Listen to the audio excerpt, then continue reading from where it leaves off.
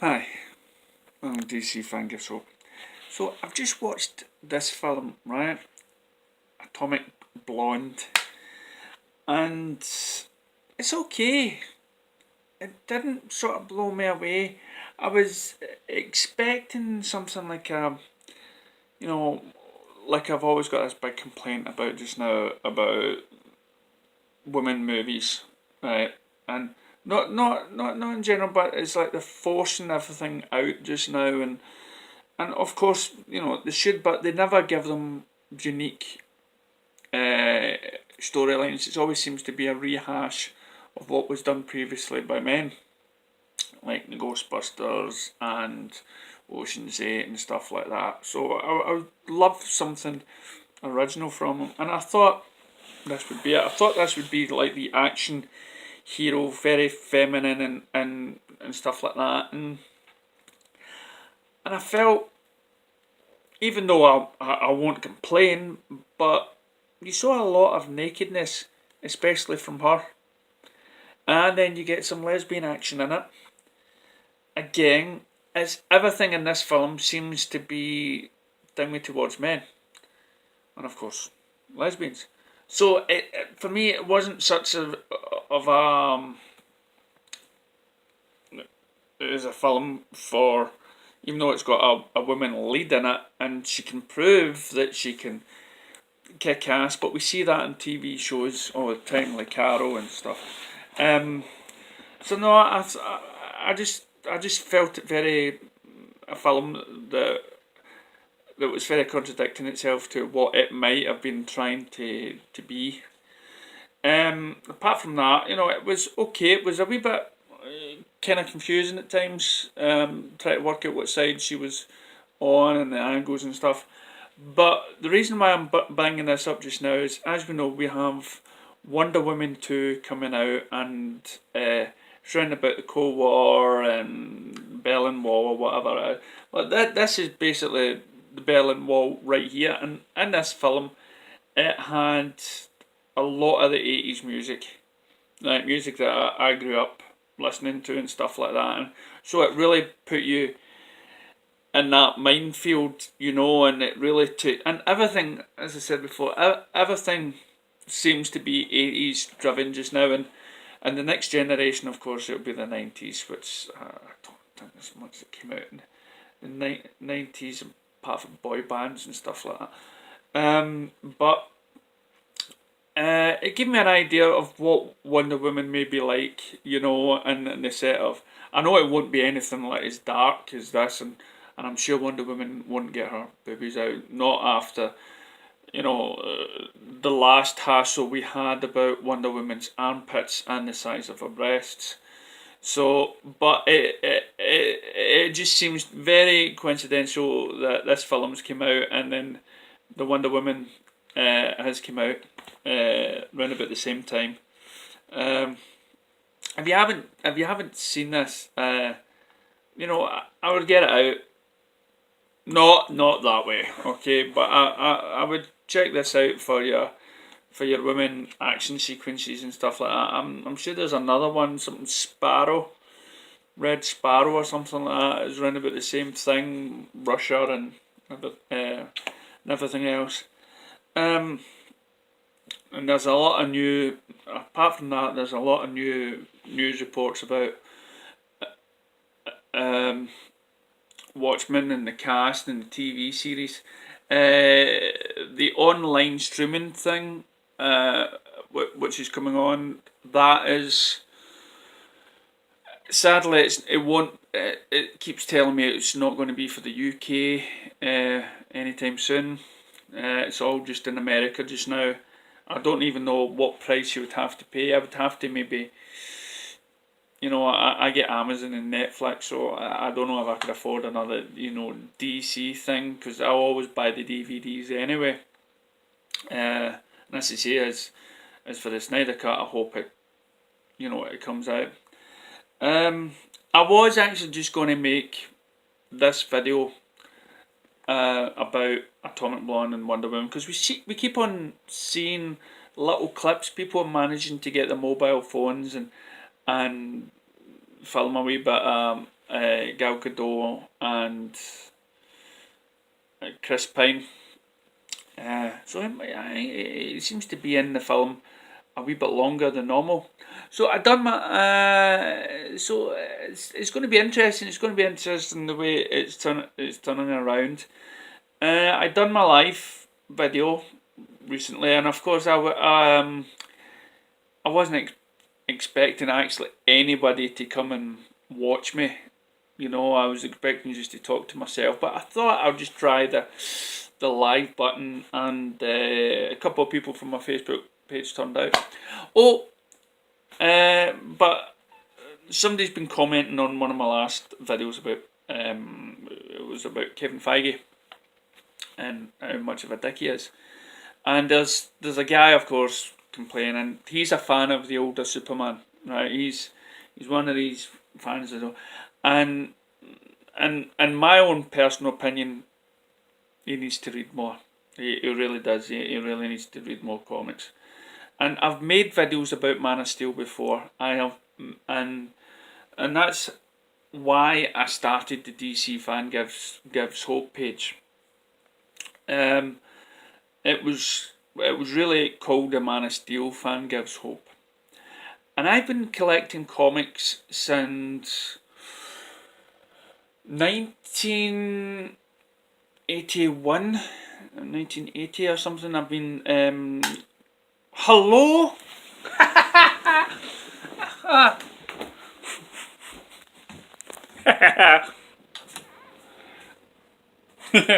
Sorry about that. Special effects. I've got it on a timing thing. Okay, so it wasn't any to do with, you know, what we're saying or anything like that. It was just time of the night, light switches off. Okay, so he's mentioning about, oh, my Superman is the one in Supergirl.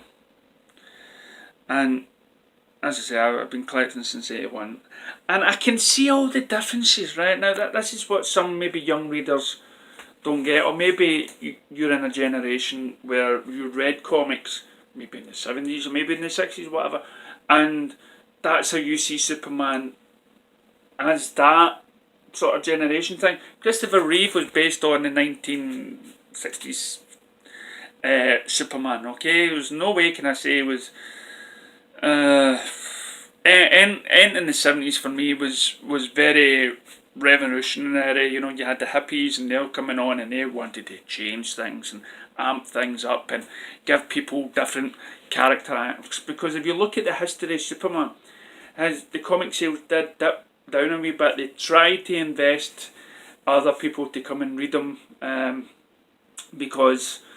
And they introduced Supergirl, Superdog, you know, everything, just trying to get the Superman family and stuff. And they tried everything to sing them up. And for a long time, Superman was, even though he was well known, there was a time where he dipped and they were trying to come up with stories. And, excuse me. And then the death of Superman came out. And I've heard that the recent animated movie of the death of Superman is fantastic, and it's done with the New 52 sort of thing. So I think it's late July. It'll be coming out over here on the BVS top. So yeah, there's so many. What people don't get is, and I've said this so many times, is based on characters from the comics. You cannot take the characters from the comics and put it on the screen. You cannot get Superman that worked in the 80s to work on today because it is dated. They tried to make Superman in the Justice League to be that way, and people were, they were saying, some people were saying, oh yeah, that's my Superman, but it was too smiley. He was punching the living daylights out of Stephen Melvin with the heat vision and like, yeah, he looked evil. You know, he looked bad, as though he was enjoying it a wee bit too much, and it was more cocky. And you don't want cocky. You want seriousness. You want that sort of look when he's going against Doomsday. You know, you want that series, because we've all seen the serious side. You look at any DC Legends that there is out there, you know, the game, the video game about it, there is some serious tone to Superman. And I remember when I went to see Man of Steel, I'm getting passionate now because I'm sick of the same conversation. I am sick of it. And when Man of Steel came out, no, where was I going again? Right. Well, when Man of Steel came out, the women, men sitting beside me, they were aghast because they said that was something new for them. They thought Superman was one-dimensional in the way of his act, you know, and of his character. You know, he was more, you know, there was a lot more to his character than just doing the right thing. And what to me has always been Superman's core is that he's a human trapped in this body that has given him so much power that he has. What makes him super is that he doesn't try to take over the world and become, you know, like a communist state. And that's why you have intriguing stories and you know, that arcade game, Injustice and stuff like that. Why you had that inkling that in Batman v Superman, where Superman turns bad because of Lois Lane. And we cannot say full-heartedly, if Lois Lane was to be killed in front of Clark Kent, right, in front of Superman, and then spends a year trying to save everybody and everybody putting him down, saying he's a jerk, you cannot say with Clark that he will just come out of there smelling like roses. No, because he's human, and a human heart can break. Right now, we're all men right now, and work and everything else. We're all having these mental health patients, nurses coming in, and they're talking, you know, so many men in their 40s, whatnot, are all committing suicide, in their 30s as well, committing suicide because of life. It's the men tend to keep everything up, bottled up. So to think that Superman is surpassed that, and that nothing can affect him mentally like that, and that he's just goody two shoes 24/7, that's not much of a character. We have to have characters with flaws. We do. So when Man of Steel came out, what did we get? We got a man, right? We got a man that has, since he was a little boy, having these powers, right, and being scared that he could hurt anybody. He's been bullied. He's having never. Now here's another thing. We just came across, and you can check it out on my Facebook page, or I might actually use it as a screensaver, who knows. Early comic draft of his father, Jonathan Kent, telling Clark that he should hide his powers. I'm not sure, because he's feared, like any dad would say to his son, the world will not accept somebody as powerful as you. And let's just imagine, right, the world just now, and we don't have a Superman, but we have a country. We have a country like China, right, that is so well in advance. They're buying all the companies in America, right? They're buying companies here. Everything's all run by the Chinese. They have the biggest army or whatever. Is that scary? Of course it is. We don't want all the power to one person. We don't want all the power to one country. We all must have a say. But you take a person with that much power, and coming down, how insignificant would you feel? How insignificant would you feel? And that ended up, and with Lex Luthor brainwashing the two of them later on in BVS, that's exactly how Bruce had felt. Bruce, after so many years of crime fighting, sees this guy fly down on what he believes to be responsible for Metropolis, and how he he actually feels like he alone should be the one to bring this guy down. He sees him as a villain. He sees him in that, but he can't take him down right now because public perspective is still saying he's alright, he's with us, don't what. Okay? Now in Man of Steel, these Kryptonians come down and of course they've just threatened the world, right? They are looking for Kal-El. So Kal-El goes to the minister and says, what do I do? If I show my face, the world will know me. They'll criticise me, they'll hate me because it's my fault these people have came down and they're threatening the world. And then when he goes to see Zod thinking, my people's came back, if anything I can maybe, hitch a ride with them someplace and what, but no, they've came down, they want Clark and they're not willing to share it with anybody. So here we have one guy who's not really had a big fight in his entire life with people that can take him on. He is fighting everybody. Right? He's fighting the three famous trio, Zod and it's Fiora, and the big one we know is a big homage to this Superman 2 Richard Donker. Anyway. His mind just went black and that. So he's fighting, but not only that, he's fighting them both. He is fighting the army for a while, and he's fighting the Kryptonians, and he's in Smallville, the birthplace where he grew up, knowing that the majority of people in Smallville would see through this whole Superman persona. He is basically naked in front of people that he's cared about since he was young. Is that any reason to be a positive? No, but what is that? That's great storytelling. That is a great story. And as we know with DC Comics, you get more than one variation of the origin stories of what would have happened, Superman on Earth 2 and Earth 3 and Earth 4, whatever. And as I say, we get to BVS. And everything's, and he's still trying to be this person and live up to make his dad proud, but every time he tries to, and we've all been there, we've all been on that journey where we try to do the right thing, but everything we put our heart and soul into doing the right thing, we get crushed, we get put down, and we ask ourselves, why am I doing this? Why am I even bothering? And what does his mother say, of course?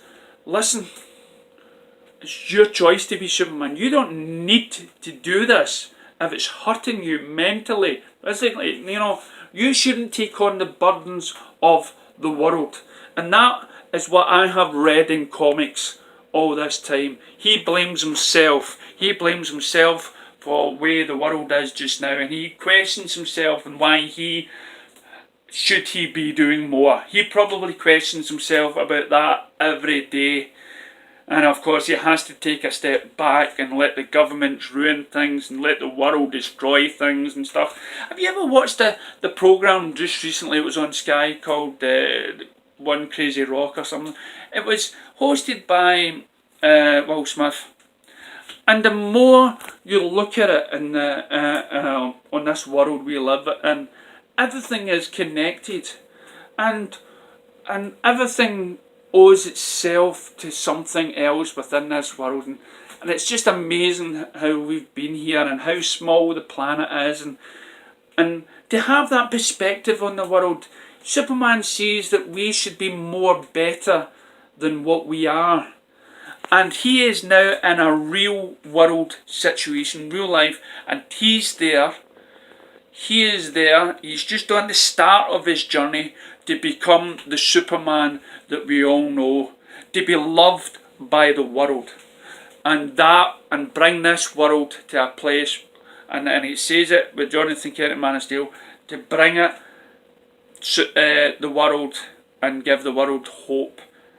But it's a journey he has to take. It can't be done over 1 day or 2 days. It can't be done like the Christopher Reeve movie where it just happens just like that.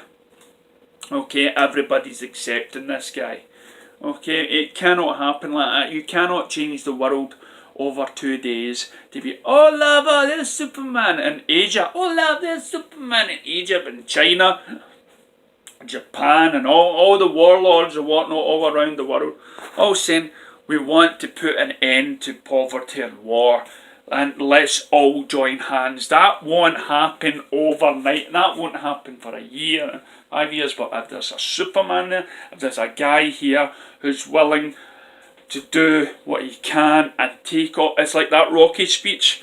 Okay, life isn't, life is beat like a boxer, right? It's not a quote from Rocky, right? But you can Google it, right? Rocky Balboa. Life is about taking the hits. Keep moving forward. Struggling, taking the hit, feeling the pain, right? And moving forward even though it's just crippling you down. And that is how you win. Okay? But life is not going to be given to you at all. It's a long stroke and you've got to just, I'm getting carried away. Life will just constantly hit you down, but you've got to just keep on moving forward and keep on doing what you need to do, and that is what Clark was doing in BVS. And then with Lex twisting the knife in, threatening his mother, and having his mother forcing him to do what, of course, Man of Steel, he sacrificed his bit of soul. His soul when he was left with no option. And you can debate all about it in your lifetime, right? You won't make me see anything differently. He had to kill Zod. It would be poor writing just to say he somehow managed to open the Phantom Zone again and get it back in there. This was to show Superman why you shouldn't kill. He now knows the reason of not killing. He knows the pain, and that is what makes him, if he needs to kill again, which he has done in comic books, the price that he pays. He knows what life is about. There's stories, there's even stories where he has to turn a blind eye when they bottomise Dr. Light in the book Identity Crisis. He overhears the speech, but he has to turn away because he's not got the answers. He doesn't have the answer to everything. Batman doesn't have the answer to everything. Right? It's just a judgment call, and then you're trying to live with the choices that you have. And that is why we have the perfect Superman already, and we just hope in the continuing film in Man of Steel 2 that we don't stray too far of the great character that we have. We don't want to step back in time. Okay, this is 2018. Right, times have changed, people have changed, the governments have changed. Women, movies, perception on your sexuality and everything else has changed. Everything in the world has changed, and we cannot go back to that Disney sort of feeling that everything is okay. Thank you for watching.